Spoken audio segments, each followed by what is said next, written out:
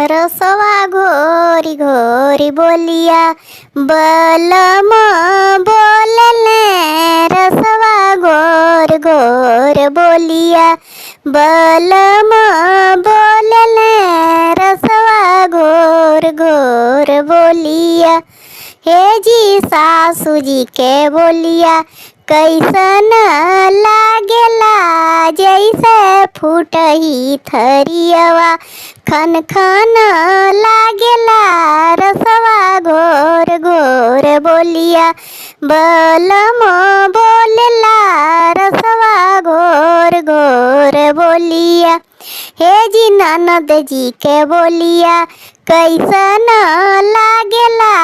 जैसे निबिया के पतिया कर छे मारेला।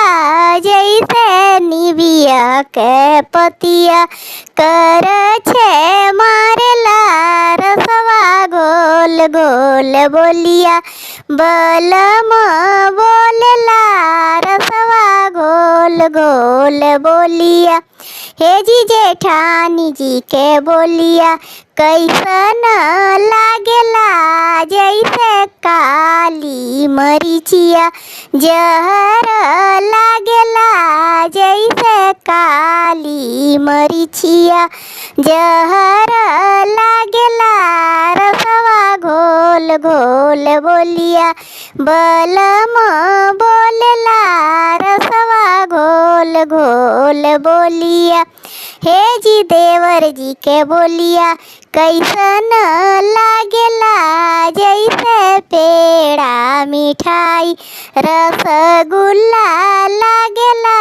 रसवा घोल घोल बोलिया बलम बोलेला।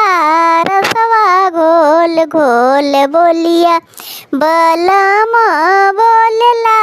रसवा घोल घोल बोलिया बलम बोलेला। रसवा घोल घोल बोलिया सजन बोलेला। रसवा घोल घोल।